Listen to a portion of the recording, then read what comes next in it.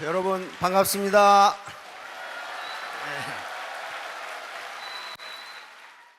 자, 세자는 씻을 세자입니다. 세면, 세수 할 때 씻을 세. 모르시는 분은 이 기회에 한자 하나 익히세요. 이는 귀이자입니다. 그러니까 세이 그러면 귀를 씻고, 공자는 공손한 공자입니다. 공경하다 할 때 공손할 공, 청은 들을 청자입니다. 들을 청자. 그러니까 세이공청은 귀를 씻고 공손하게 들어봐라. 요게 이렇게 사자성어로 있다는 것은 아주 고대부터, 지금부터 5,000년 전에 만들어진 건데 이게 그렇게 중요하다는 거예요. 청자를 가만히 보면 귀자에다가 임금왕자가, 귀가 임금이에요. 입이 임금이 아니고, 그렇죠? 그리고 열십에다가 덕에다가 하나의 마음. 그러니까 한 마음으로 귀가 임금이니까 열심히 들어봐라. 열심히 들어봐라. 자, 시를 하나 감상하고, 세상에 이렇게 짧은 시도 있나? 아주 유명한 시입니다. 섬. 정현종 시인의 시인데요, 섬시라 할 정도로 유명한 시입니다. 사람들 사이에 섬이 있다. 그 섬에 가고 싶다. 연세대학교 철학과를 나오셔서 연세대학교 국문학 교수를 한 분입니다. 사람들 사이에 섬이 있다. 그런데 중고등학교 때 전부 시를 배우셨는데 중고등학교 때 시 배우면서 아주 시에 대한 인상이 다 버렸어요. 거기다 정답을 만들어 놓고 정답이 뭐냐고 찾다가 아주 신경질 나게 사람 만들어 버리거든. 근데 시나 문학은요, 정답이 없어요. 자기가 그것을 읽고 느낀 것이 자기 정답이에요. 느낀 것이 정답이에요. 사람들 사이에 섬이 있다는 것은 사람들 사이에 바다가 있다는 거예요. 바다가 있으니까 불통, 소통이 안 된다. 소통이 안 돼. 소통이 안 돼, 소통이. 그래서 나는 소통하기 위해서 그 섬에 가고 싶은데 상대방이 오지 않으면 영원히 불통이에요. 그렇잖아요. 영원히 불통이에요. 나는 그 섬에 가고 싶어. 나는 그 사람을 설득하고 싶은데 그놈이 그 섬에 안 와. 나는 해모임을 먹어보라고 권장하고 싶은데 그 섬에 가서 그놈은 안 와. 그러면 어떻게? 방법이 없어. 불통이에요. 불통. 사회나 기업이나 조직이나 불통이 되면 모든 문제가 거기서 나와요. 그런데 저 시 앞에 요 말을 한번 붙여보세요. 사람들 사이에 섬이 있다를 사랑하는 사람들 사이에 섬이 있다, 이렇게 붙여보세요. 여기 지금 짝사랑하는 사람분들 계시죠? 눈빛을 보면 알아. 지금 뭐 어디를. 사랑하는 사람들 앞에 무슨 섬이 있어? 여기서 섬은 그리움이 될 수도 있고 고독이 될 수도 있습니다. 섬에 혼자 있어봐요. 얼마나 고독해. 그렇죠? 그런데 사랑하는 사람들 사이에 무슨 고독이 있고 그리움이 있고 바다가 있어요. 예를 들면 A와 B가 있다고 합시다. 굉장히 아름다운 부인이 여기 계시네. 아가씨라고 가정을 합시다. A라는 아가씨하고 B라는 청년이 있는데 A라는 아가씨는 B라는 청년을 엄청 사랑해. 근데 B라는 청년은 A라는 아가씨에서 아무 관심이 없어. 이게 짝사랑이거든. 짝사랑이에요. 그러면 누가 그리움을 느껴요? 사랑하는 사람이 그리움을 느껴요. 사랑하지 않는 사람은 그리움을 전혀 느끼지 않아요. 사랑하는 아가씨는 혼자 있으면 고독해. 그러나 아무 관심 없는 총각은 혼자 있어도 고독하지 않아. 저 혼자 뿅뿅하고 앉아 있으면 돼. 아무 관계 없어요. 다시 말하면 사랑하는 사람들 사이에 섬이 있어요. 그러면 A라는 아가씨와 B라는 총각이 똑같이 사랑하면 섬이 없을까? 그렇지가 않아요. 그렇지가 않다고요. 사랑의 분량이 달라. 분량이 다른데 그것이 객관적으로 다르다는 게 아닙니다. 주관적으로 느끼는 사랑의 분량이 달라. A라는 아가씨는 나는 B라는 청년을 하늘만큼 땅만큼 사랑하는데 저 자식 마음이 나를 어떻게 사랑하는지를 몰라.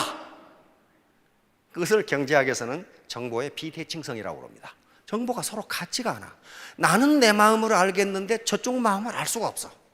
그러면 거기서 고독을 느낍니다. 나는 저 사람을 하늘만큼 땅만큼 사랑하는데 저 친구는 나를 얼마나 사랑할까? 고독해져.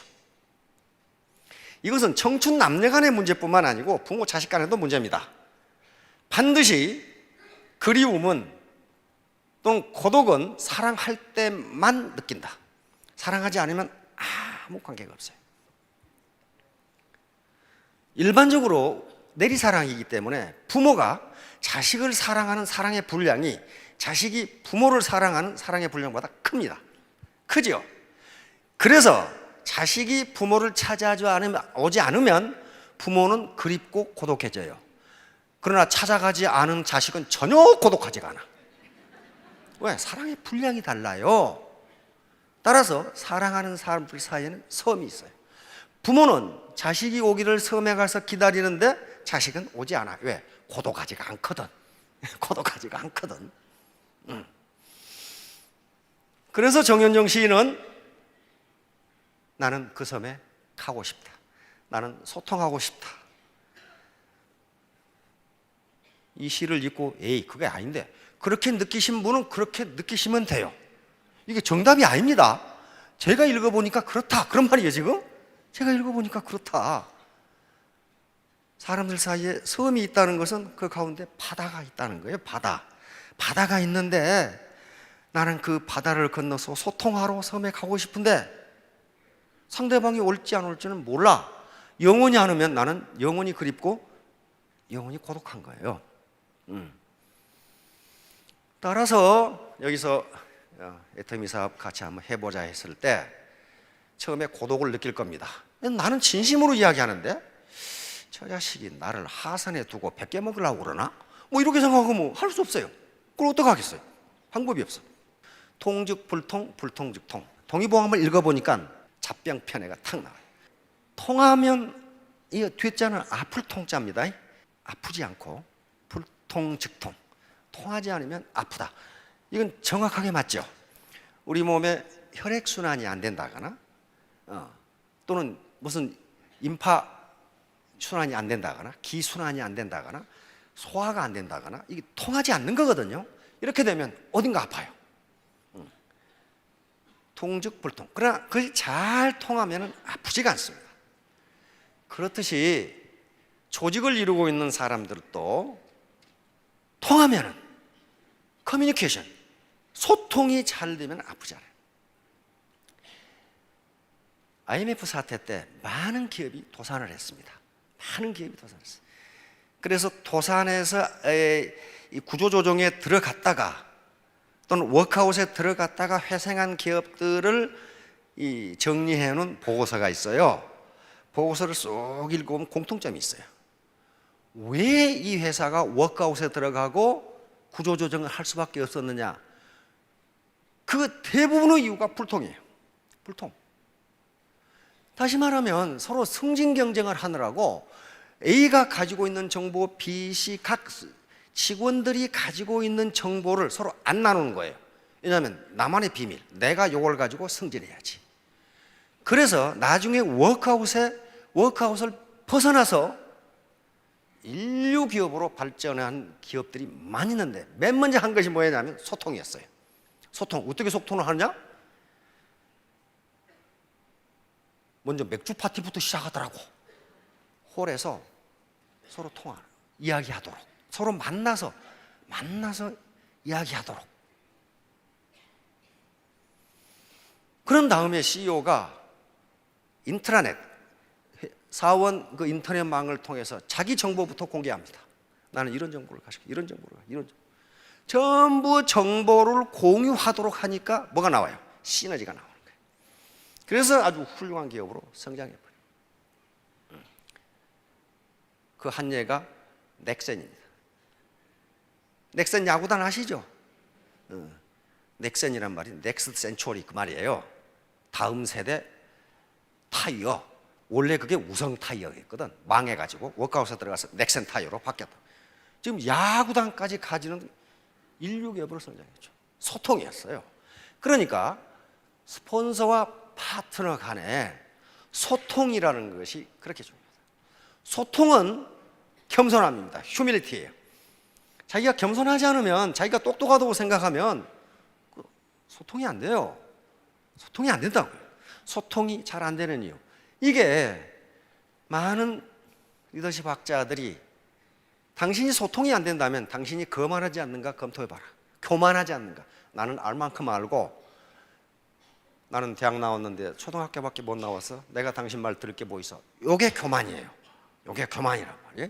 그러나 겸손한 사람은 자신이 모르는 것이 많다고 생각한다. 많다고.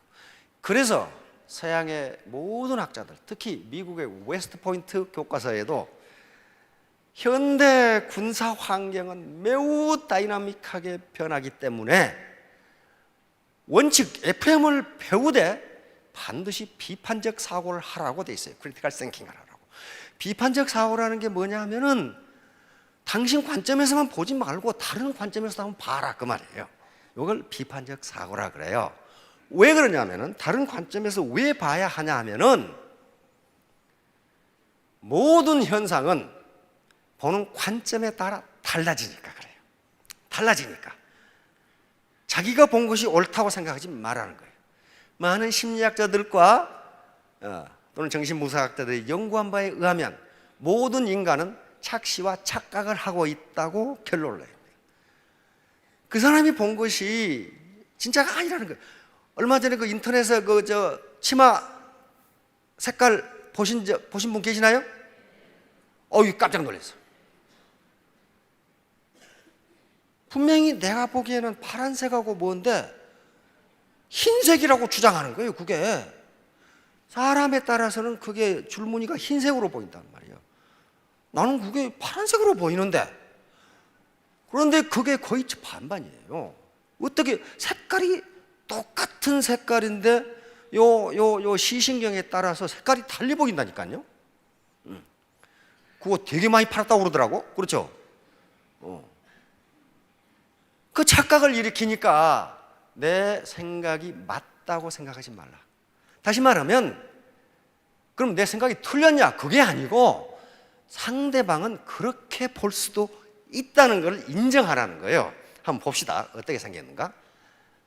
자, 이거 보고 계세요. 어때요? 움직이죠? 네, 안 움직인 사람도 있을 수 있어. 이걸 운동착시라고 합니다. 이건 마찬가지입니다. 응시하고 있으면 그림이 움직여요. 이거 움직이지 않는 그림이에요. 그런데 그림의 색깔과 모양에 따라서 응시하고 있으면 그림이 움직여요. 네, 운동착시라고 하는 착시 현상입니다. 자, 검은 점들이 요 코너에서 왔다 갔다 해요. 섬광 격자 착시라고 하는 겁니다. 이거 아무것도 아닌 그림인데 우리 눈이 보기에는 검은 점이 교차점에서 계속 움직여요. 그렇게 안 보이는 사람도 있어요. 그러니까 둘이 싸우면 안 된다 그런 말이에요. 그렇게 보이는 사람이 있고 그렇게 안 보이는 사람이 있다고. 요게 여기하고 여기하고 색깔이 달라. 색깔이 다른데 사실은 색깔이 같아요. 가운데를 검은 걸로 가려버리니까 같잖아요. 이것은 요 사이가 우리 눈에 보이지 않을 만큼 조금 떨어져 있는데 그 떨어진 것 때문에 색깔이 달리 보여요. 그러니까 두 사람이 멱살 잡고 색깔이 다르다고 주장하면 안 된다 그러면. 어떤 사람은 다르게 보이고 어떤 사람은 같게 보여. 요건 직선인데 굽어 보여요. 곡선으로 보이잖아요. 곡선으로 보여요. 요건 동그라미 섬광착시인데 여기가 빛나 보여. 빛나. 요 동그라미가 빛나는 것처럼 보여요. 그런데 빛나는 것이 아니고 선이 가다가 끊어진 것에 불과해. 그래서 여기다 동그라미를 그려보면 빛이 안 나. 이런 식으로 우리 눈이 보는 것은 정확하지가 않아요. 착시 현상이 나타납니다. 길이가 달라 보이는데 같아요. 화살표 모양이 어떻게 되어 있냐에 따라서 길이가 달라 보이는데 요것이 길다고 싸우면서 멱살 잡지 마라 그런 말이에요. 이렇게 보일 수 있다. 이게 곡선으로 보이고 요 흰선과 요 흰선은 길이가 같습니다. 요게 좁은 데 있기 때문에 길어 보이고 넓은 데 있으니까 짧아 보이고 상대적일 뿐이에요. 요것도 마찬가지. 이 담배하고 이 담배 길이가 같아요. 이게 착시예요. 요것이 길다고 계속 주장할 수도 있어요. 그러나 그렇지가 않다는 거예요. 자, 시키는 대로 해보십시오. 얼굴을 앞으로 빨리 당기면서 중앙을 보세요.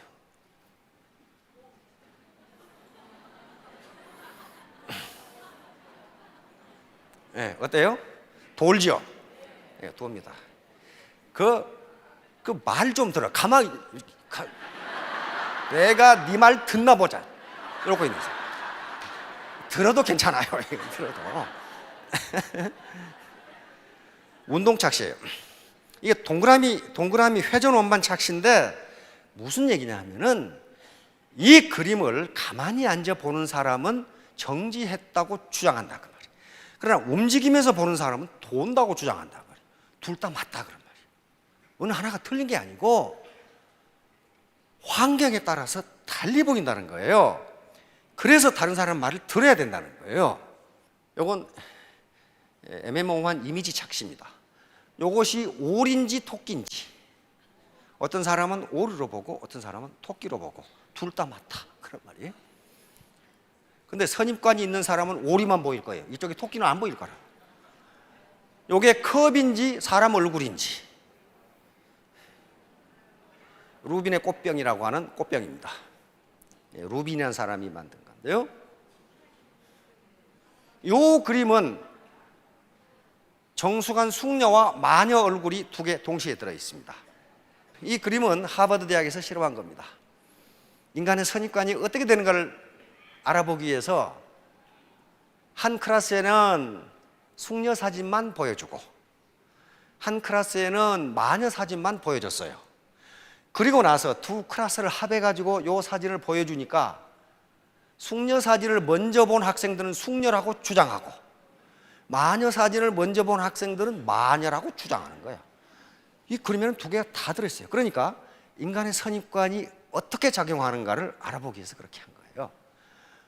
이 그림은 자세히 보세요. 보면은 얼굴을 반쪽 가린 것으로 보이기도 하고 옆 얼굴이 보이기도 합니다. 이렇게 있는 것으로 보이기도 하고 반쪽 가린 걸로 보이기도 해요. 이처럼 인간의 눈은 착시를 일으켜요. 그것을 마음이 느끼는 걸 착각이라고 그러거든. 착각을 일으키기 때문에 저 사람은 그렇게 보일 수도 있다고 인정을 해줘야 된다는 거예요. 자, 이게 요임금이고 순임금인데 우리가 지금도 태평성대 대명사를 요순시대라고 이야기합니다. 중국의 전설적인 두 황제 시대인데 요임금이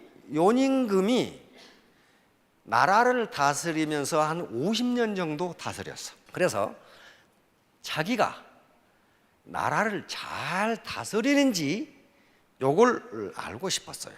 그래서 여기 허유라는 사람이 있는데 허유라는 사람이 대단한 은자이고 대단한 사람이었습니다.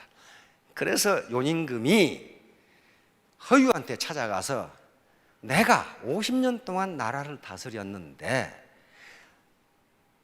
쉽게 말하면 내가 장작불이라면은 선생님은 태양입니다. 선생님이 나라를 좀 다스려 주세요. 이렇게 얘기를 했어. 그러니까 허유가 그 말을 듣고 도망가 버렸어.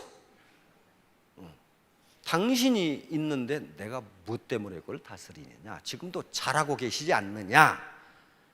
그러니까 요임금이 다시 허유를 찾아가서 그러시다면 지금 같으면 우리 이 중심 지역인 경기도 구주를 좀 다스려 주세요. 이렇게 요청을 했어. 구주라도 좀 다스려 주세요. 그렇게 하니까 이 허유라는 사람이 그 말을 듣고 내가 쓸데없는 소리를 들어가지고 귀가 더러워졌다고 생각해서 요 강물에다가 요 사람이 허윤데 귀를 씻고 있는 거예요. 근데 마침 소보라는 사람이 송아지를 몰고 와서 어떤 놈이 귀를 씻고 있거든. 그러니까 당신 왜 거기 귀를 씻고 있어? 그랬더니 아니 글쎄 요 임금이 나보고 구주를 좀 담당해 달라고 그래서 쓸데없는 소리를 들어서 씻고 있어. 그러니까 소보가 그런 더러운 물을 내 송아지한테 먹이다니 그러면서 상류로 올라가서 송아지한테 물을 먹이고 있는 이 그림이 허유와 소보의 이야기입니다. 이게 황보밀이라는 사람이 쓴 고사전에 나와 있는 얘기예요. 여기에서 세이라는 말이 나옵니다. 귀를 씻는다.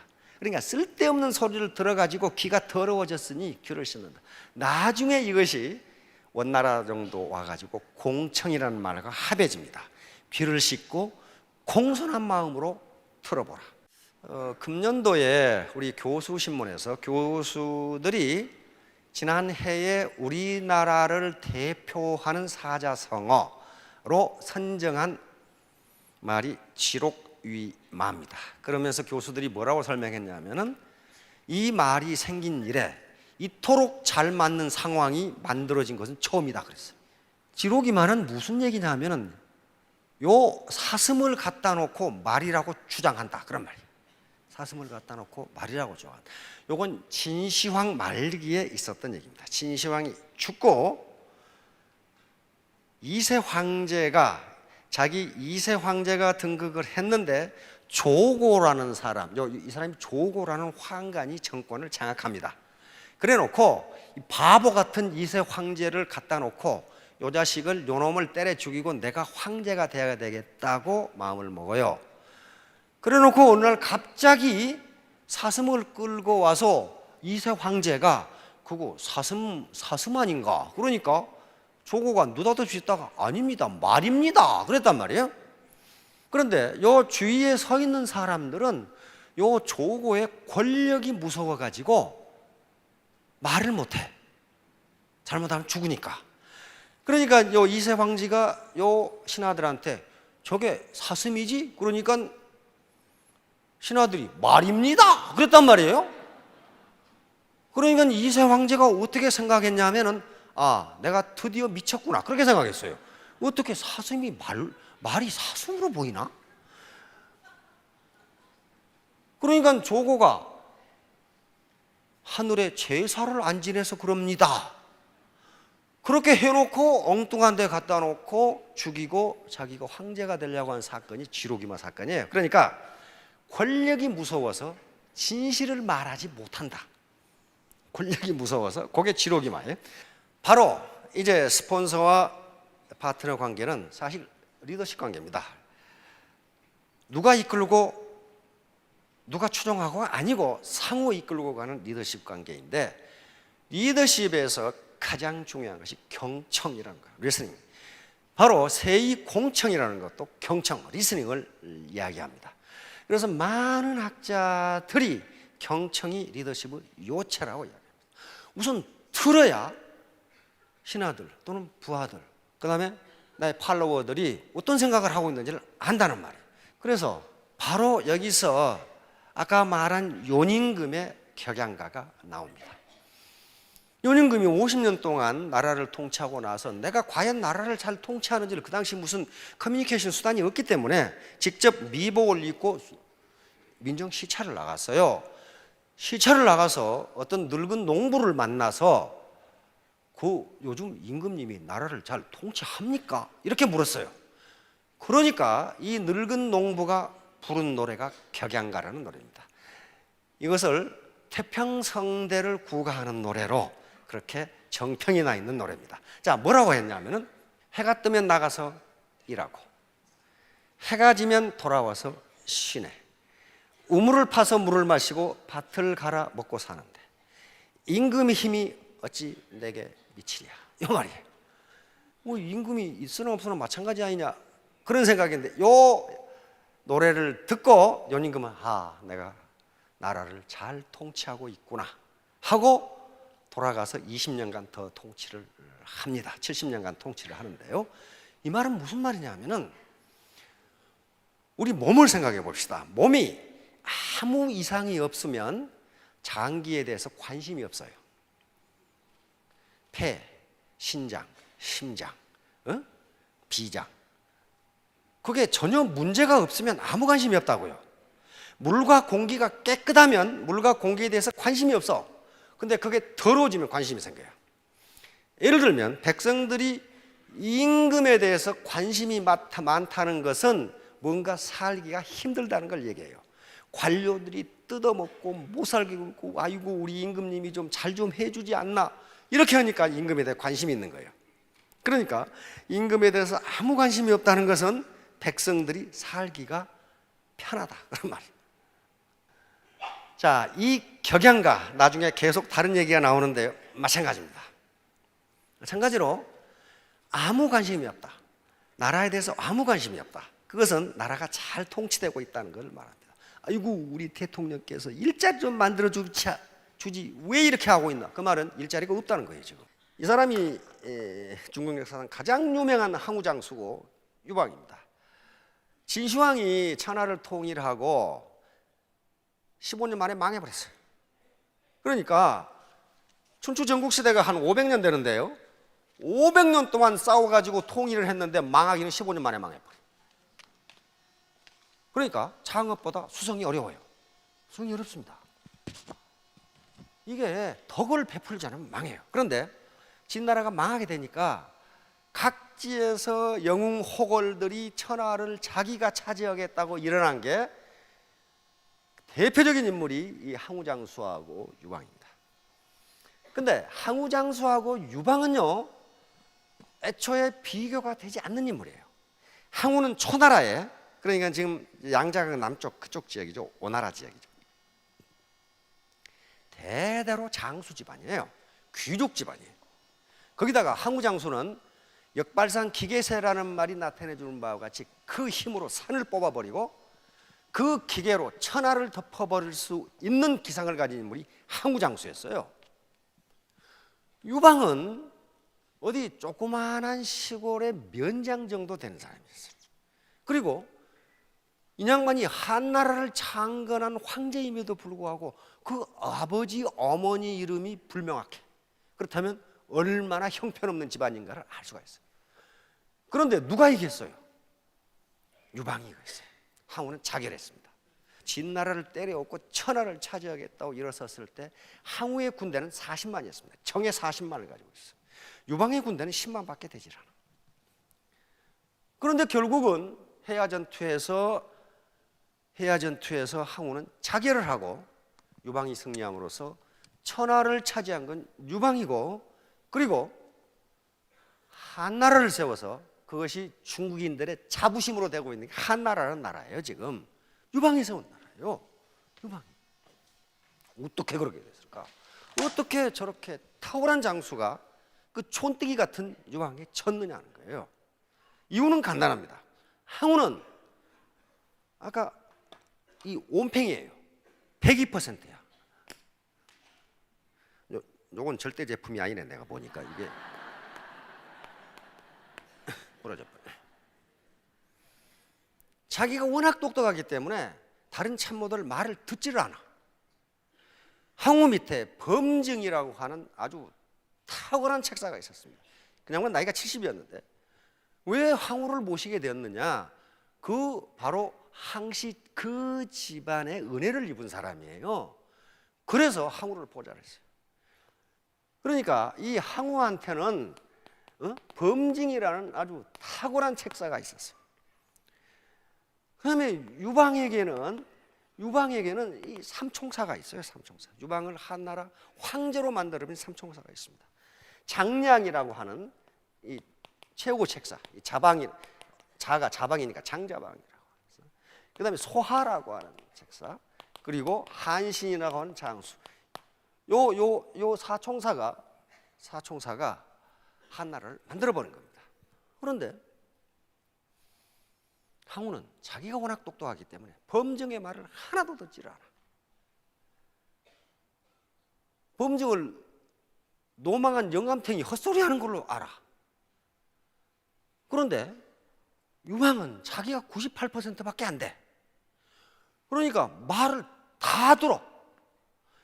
장자방, 장량 같은 사람은 오늘날 명참모의 대명사가 장자방이에요. 그 정도로 아주 학식이 풍부한 사람인데 이 양반이 어떻게 반팽이 같은 유방을 따라갔느냐. 나중에 물었어. 역사가 그랬더니 어떻게 당신같이 현명한 사람이 저 띨띨한 유방을 따르느냐. 장자방이 뭐라고 대답하냐 하면은 윗사람으로서 아랫사람의 말을 듣고 실천하기는 어려운 일인데 유방은 그 일을 능히 해내므로 나는 유방을 따른다. 윗사람으로서 아랫사람의 말을 듣고 실천하기는 매우 어려운 일인데 유방은 그 일을 능히 해내므로 나는 유방을 따른다. 그 일을 해낸 거예요. 예를 들면 요 한신이라는 장수가 있습니다. 요 진나라에 망해버린 한나라 왕손이에요. 기회를 기다렸어. 언제 내가 이 천하를 내가 휩쓸어 버려야 되겠다고. 드디어 유방과 항우가 일어났어요. 가만히 한신이 보니까 항우가 유리해. 또 항우가 똑똑해. 그 밑에 갔어. 그 밑에 가서 항우한테 천하를 휩쓸어 버릴 수 있는 계책을 이야기했어요. 이렇게 하면 천하를 당신이 얻을 수 있습니다. 항우는 그런데 지가 똑똑하니까 안 들어. 그래가지고 고작 시켜준 게 오늘날 같은 병장. 그 밑에 있겠어요? 천하를 지금 휩쓸어 버릴 수 있는 계책을 가진 한신 장군이 거기 있겠냐고. 그래 도망가 버렸어. 어디로? 유방한테로. 유방한테 도망갔는데 그 항우가 유방을 한쪽 한중이라는 땅에 몰아넣고 꼼짝을 못하게 하기 위해서 장자방을 붙잡아다가 자기 참모로 쓰고 있어 지금. 이 장자방만 없으면 유방은 이거 안고 없는 찐빵이거든. 유방은 아무것도 아니에요. 장자방이 없으면. 장자방을 자기 밑에 뒀어요. 그런데 장자방은 뭘 찾고 있었냐 하면은 한나라 유방이 저렇게 된 이유가 뭔가. 그것은 대장군감이 없다. 대장군. 그래서 지금 항우 밑에서 대장군을 찾고 있는 거예요. 대장군을. 대장군감이 어떤 놈이냐. 그런데 한신한 놈이 나타난 거야. 그래서 한신에게 밀서를 써줬어요. 대장군감이라는 밀서를 써주고 유방한테 보내버렸어. 한신은 유방한테 가서 그걸 보이지 않았어요. 요놈이 어떤 놈인가 보자 하고. 그래서 유방한테 그 설명을 했는데 유방도 역시 98%밖에 안 되니까 유방한테 가니까 보급창고 지키는 소위 요거 시켜줬어. 근데 소하라는 인물이 한신을 보고 깜짝 놀랐어요.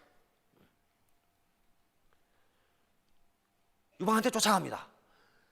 저놈을 저기 두면 안 된다 이게. 저놈을 저기 두면 그래 그러면 뭐 할까? 유방은 참모의 말을 들어. 좋아 그러면 내가 장군 시켜주지. 그 데려와 내가 장군 달아줄 테니까. 그러니까 소대장을 데려다가 장군을 달아주겠다 이게야. 그러니까 소아가 하는 말이 바로 주군께서는 그게 안 됐다 이게야. 이게 지금 장군감이 아니라 이게야. 지금 장군감이 아니고 대장군감이기 때문에 석 달 동안 목욕 재개를 하고 근사하게 취임식을 거행하라고 그랬거든요. 유방은 알았어 하면 될 거 아니야. 알았어 하면 될 거 아니야. 그 가운데 여러 가지 스토리가 있는데 범증이 알아본 거예요. 범증이 한신을 보고 항우한테 그랬어요. 저놈을 대장군으로 쓰든지 안 그러면 지금 즉각 죽여라. 저놈이 한신에게 가면 당신은 망한다. 저 유방한테 가면. 그러는데 항우가 한신을 보니까 이게 뭐 시원찮은 놈이거든. 그냥 내버 둬버렸어 그냥. 그래가지고 한신이 도망갈 때 범증이 잡으러 쫓아갔어요. 죽여버리려고. 그런데 이미 장자방이 도망갈 준비를 다 해서 도망시켜버리기 때문에 결국 한신이 일개 보급창고를 지키는 소대장에서 파초 대원수가 됩니다. 그 파초 대원수가 된 3개월 만에 천하를 휩쓸어버려요. 그러니까 이게 무슨 소리냐면은 이 반팽이 유방이 천하를 차지했다는 거예요. 온팽이 요 항우는 해야 전투에서 한신군에게 포위돼서 결국 사랑하는 애첩 우희와 함께 자결하고 맙니다. 그러니까 무슨 소리냐면은 파트너가 들어왔는데 외모로 사람을 판단하지 말라요. 외모는 여러 가지가 있습니다. 첫째, 생긴 모양새라든가 옷 입은 거라든가 말하는 거라든가 이게 외모일 수가 있고, 학력이라든가 경력이라든가 이런 게 외모일 수가 있어요. 한신의 외모는 별거 없었는데 이 사람이 파초 대원수가 돼가지고 3개월 만에, 단 3개월 만에 천하를 휩쓸어 버렸어. 아까 윤식 스타마스터가 얘기했죠. 김해에서 어쩌고 저쩌고 했더니 이 사람이 뚜껑이 날아가가지고 그냥 혼자 해가지고 어느 날 갑자기 보니까 1600만 포인트, 500만 포인트 이렇게 나와버렸다. 그런 사람이 있다니까요. 그런 사람이 있어요. 그 부당하게 그렇게 한 게 아니에요. 그러니까 자, 세이공청 이제 결론을 이야기합니다. 누군가가 얘기를 하면은 귀를 씻고 공손한 마음으로 들으세요.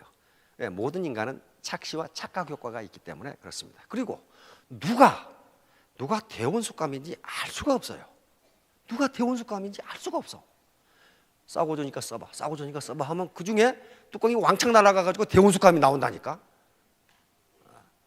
자, 3년 후, 5년 후에 모두 성공하시기 바랍니다. 감사합니다.